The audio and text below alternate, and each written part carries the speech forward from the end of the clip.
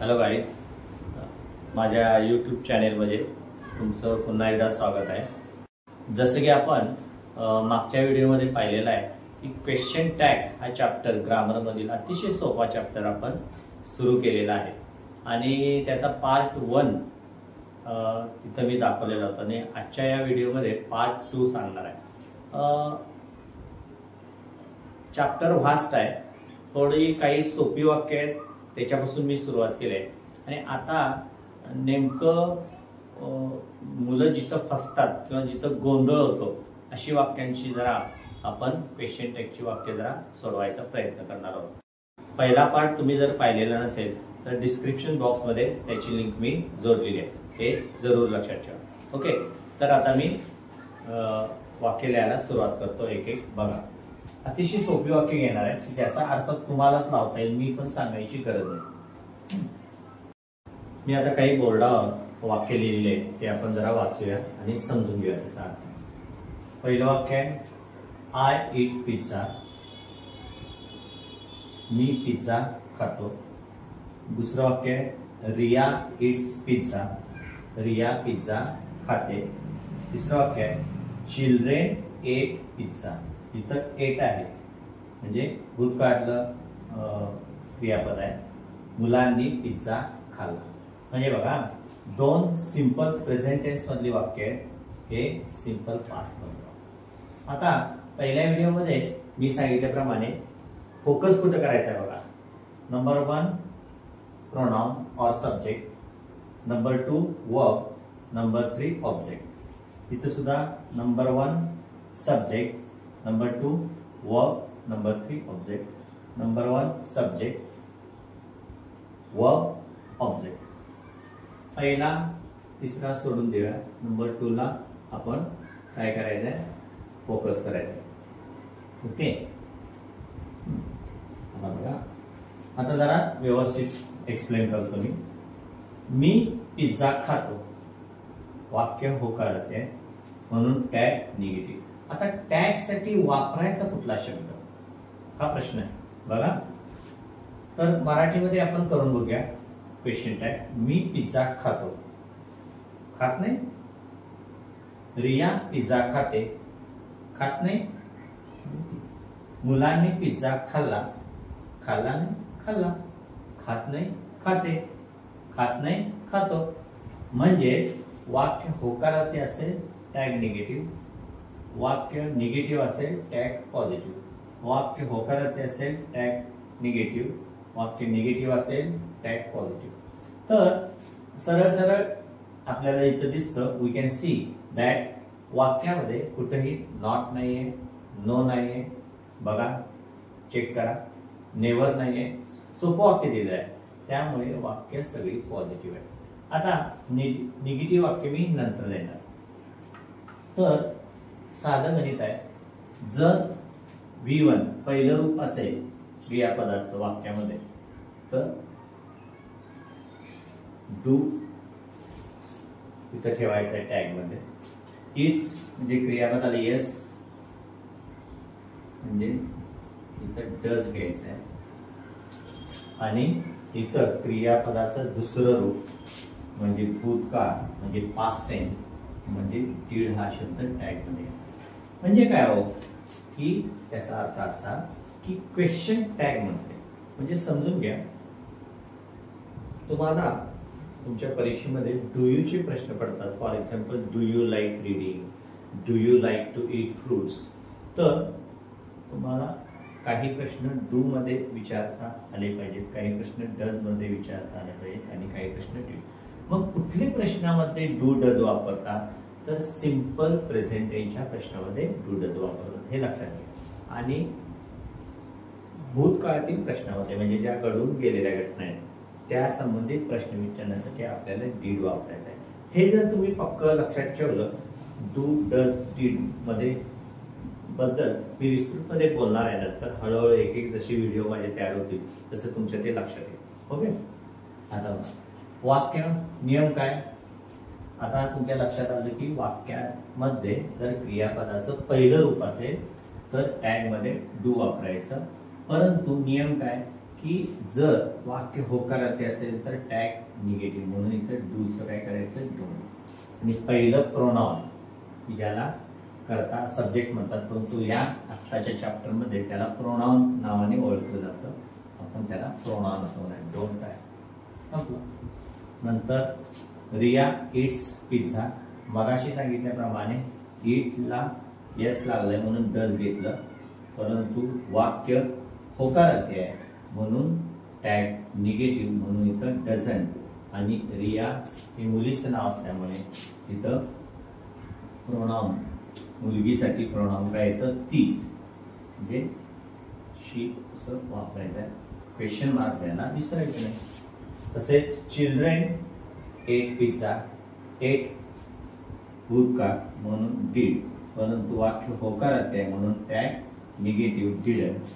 आणि चिल्ड्रन हा हे जे काही शब्द आहे किंवा करता आहे तो प्लुरल आहे, म्हणजे अनेक वचने आहे, म्हणून चिल्ड्रनसाठी दे हे प्रोनाउन इथं वापरणं आवश्यक आहे. आणि क्वेश्चन टॅग म्हणून क्वेश्चन मार्क द्यायला विसरायचं नाही. बघा किती सोपं आहे. म्हणजे आता तुमच्या ऑब्झर्वेशन वरून, ऑब्झर्वेशन 2 मिनिटं ही वाक्य करायचे, मगाची वाक्य आणि ही वाक्य यामध्ये फरक काय, व्हॉट इज द डिफरन्स. तर फरक असा आहे की इथं वॉज नाही, आर नाही, इज नाही, एम नाही, काही नाही, हॅव नाही, हॅज नाही, कॅन नाही. म्हणजे नियम बघा किंवा लक्षात ठेवायला सोपं असं मी काही नियम सांगतो की ज्या वाक्यामध्ये इज नाही, आर नाही, काय बोललो मी, ज्या वाक्यामध्ये इज नाही, आर नाही, वॉज नाही, वेअर नाही, किंवा हॅव नाही, किंवा कॅन नाही, विल नाही, ही काळाची वाक्य असतात. कुठलं क्रियापद शोधायचं असतं, क्रियापदावरून काळ समजतो आणि क्रियापदावर फोकस केलं, वर्बवर फोकस केलं की तुम्हाला टॅग करायला सोपं जाणार आहे, हे लक्षात घ्या. Just observe it. 3 सेंटेन्सेस. पुन्हा एकदा मुद्दामून पॉझिटिव्ह सेंटेन्सेस घेतले, आता ह्याची निगेटिव्ह सेंटेन्सेस, म्हणजे परीक्षेला जास्तीत जास्त पडू शकतात, तुम्ही कन्फ्युजन होणार. आता याचं निगेटिव्ह, डोंट ईट पिझ्झा.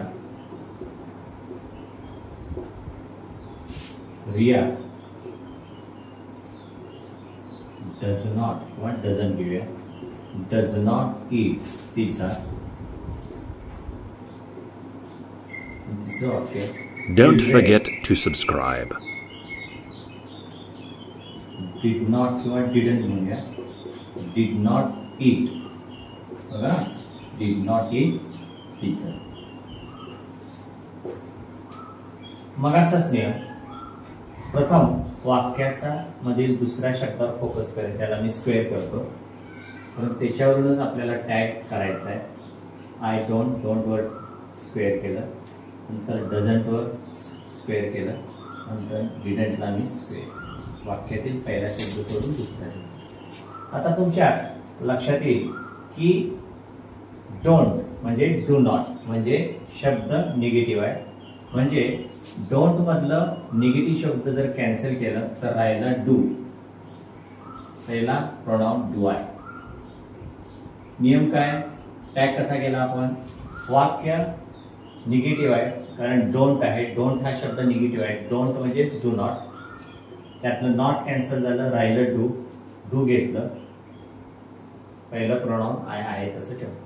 दुसरं वाक्य बघा, Riya doesn't eat pizza. Doesn't पुन्हा वाक्यामध्ये डझंट आल्यामुळे वाक्य निगेटिव्ह आहे, डझंट म्हटलं नॉट कॅन्सल केलं, राहिला डज, इथं डज लिहितो, डज. आणि रियासाठी पुन्हा शी प्रोनाउन आलं पाहिजे, डज शी. ओके. आणि लास्ट सेंटेन्स मध्ये डिडंट हा निगेटिव्ह शब्द आलाय, पुन्हा त्यातलं नॉट हा शब्द केला तर राहिलं डीड. चिल्ड्रनसाठी दे प्रोनाउन वापर. क्वेश्चन मार्क द्यायला विसरायचं नाही आणि डबल अंडरलाईन करायला सुद्धा विसरायचं नाही. म्हणजे निरीक्षण केल्यावर असं लक्षात येईल की वाक्य होकारार्थी आहे म्हणून टॅग निगेटिव्ह, वाक्य निगेटिव्ह आहे म्हणून टॅग पॉझिटिव्ह, वाक्य होकारार्थी और किंवा पॉझिटिव्ह आहे म्हणून टॅग निगेटिव्ह, वाक्य निगेटिव्ह आहे म्हणून टॅग पॉझिटिव्ह, वाक्य पॉझिटिव्ह आहे टॅग निगेटिव्ह, वाक्य निगेटिव्ह आहे टॅग पॉझिटिव्ह. पूर्ण व्यवस्थित ऑब्झर्वेशन करा आणि मी काय सांगतोय ते रिपीट ऐका, व्यवस्थित ऐका.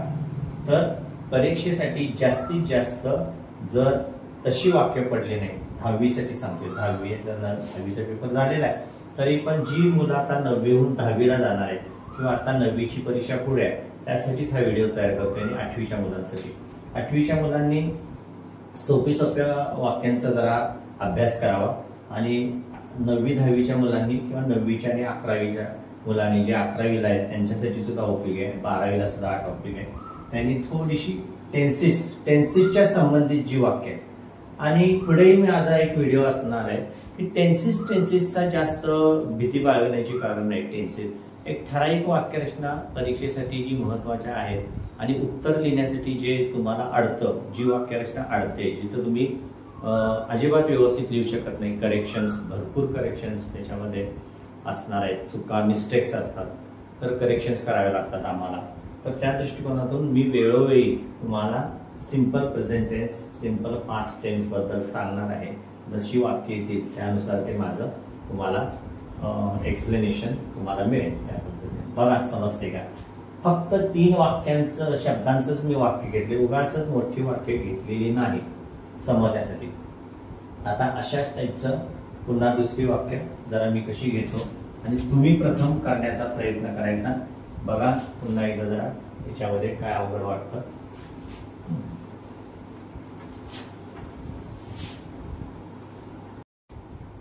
They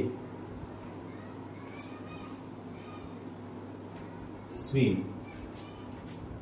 in the river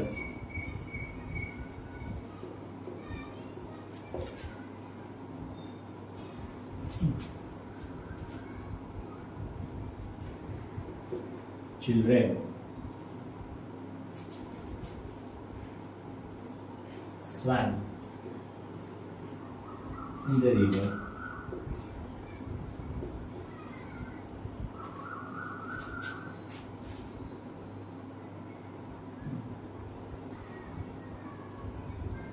Sia swims in the river.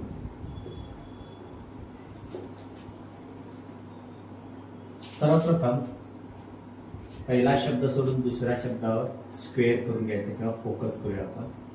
दुसऱ्या वाक्यामध्ये स्वॅम आहे आणि तिसऱ्या वाक्यामध्ये स्विमला येस लावा.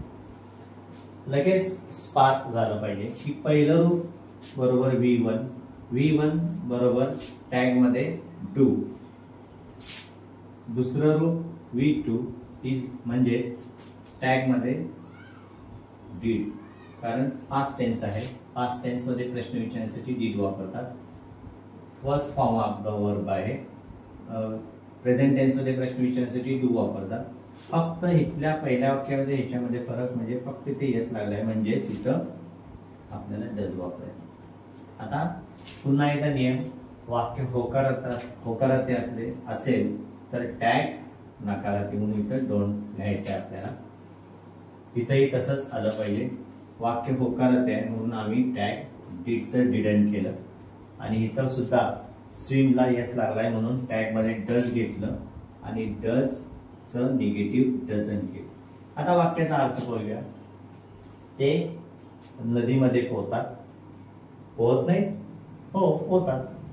मुले नदीमध्ये पोहली नाही, हो पोहली. सिया नदीमध्ये पोहते, पोहत नाही म्हणून डझंट. आणि सियासाठी मगाशी सांगितल्याप्रमाणे शी प्रोनाउन आलं पाहिजे. क्वेश्चन टॅग आहे म्हणून क्वेश्चन मार्क करायला विसरायचं नाही. तिथं दे लिहूया प्रोनाउन. इथं चिल्ड्रेनसाठी पुन्हा चिल्ड्रेन हे अनेक क्वेश्चन असल्यामुळं इथं सुद्धा दे प्रोनाउन. नियम आहे दे काय ना, कारण नियम असा आहे की क्वेश्चन टॅगचा शेवट हा प्रोनाउननीच व्हायला हवा. म्हणून जसं चिल्ड्रेन वाक्याच्या सुरुवातीला आलं तसं वाक्याच्या शेवटी चिल्ड्रेन शब्द येणार नाही. फक्त पहिल्या वाक्यामध्ये दे हे मुळातच प्रोनाउन असल्यामुळं दे मध्ये काही बदल केले नाही, दे इथं लिहून टाकलं. तिथं सुद्धा सिया हा स्त्रीलिंगी शब्द असल्यामुळं किंवा नाव आहे, मुलीचं नाव आहे म्हणून मुलीसाठी शी हे प्रोनाउन वापरतात, म्हणून आम्ही शी लिहून टाकतो. बघा फक्त मगाशा वाक्यामध्ये आणि या वाक्यामध्ये काय फरक आहे, फक्त सेम रचना आहे. मगाशी आय होतं, इथं ईटच्या ठिकाणी स्विम घेतले आणि पिझ्झाच्या ठिकाणी रिव्हर वगैरे वापरले. काळ तोच आहे. काळ कशावरून ठरवायचा, वर्बवरून. म्हणजे जर वाक्यामध्ये पुन्हा I repeat is, are, was, were यासारखे ऑक्झिलरी वर्ब्स आले नाहीत किंवा शब्द होणे ज्यांना इंग्रजी थोडं वीक आहे ज्यांचं, अशांसाठी मला सोप्या भाषेत सांगता येईल की त्यांनी वर्ब किंवा क्रियापद लक्ष ठेवावं. वॉज, वेअर, इज हे शब्द आले नाही तर फोकस कुठं करायचा, आपण मी काय सांगितलंय काही असू दे तो शब्द वाक्यातील नंबर 2 वर फोकस करायचा. नंबर 2 मध्ये सगळे क्रियापदच आहे, फक्त क्रियापद ती ओळखता आली पाहिजे. मग ते क्रियापदाचं पहिलं रूप आहे की दुसरं की तिसरं, मग यासाठी तुम्हाला थोडंसं क्रियापद पाठ करायला पाहिजे, तेवढी तुम्हाला ते करायलाच पाहिजे, त्याला इलाज नाही, नो वे. ओके, म्हणजे साधी साधी क्रियापदापासून सुरुवात करा. फॉर एक्झाम्पल गो आहे, गो म्हणजे जाणे, गो, वेन, गॉन. कम म्हणजे येणे, कम, केम, कम. सिंग म्हणजे गाणे म्हणणे, सिंग, सॅंग, संग. Drink, drank. अतिशय सोपी सोपी क्रियापदं निवडा. ओके, चला आता थोडंसं सगळंच अंतर्भाव जेवढं म्हणून सांगता येईल तेवढं मी या व्हिडिओमध्ये सांगण्याचा प्रयत्न केलेला आहे. काही वाक्य राहिले असतील किंवा काही तर ते आणि पुढच्या व्हिडिओमध्ये येऊ शकतील, काही तुम्ही don't worry at all. Okay, तुमच्या काही क्वेरीज असतील किंवा डाऊट्स असतील तर त्या कमेंट सेक्शनमध्ये तुम्ही लिहू शकता. व्हिडिओ तुम्हाला आवडला असेल तर लाईक करा, शेअर करा आणि सबस्क्राईब करायला अजिबात विसरू नका. Okay, Don't forget to subscribe.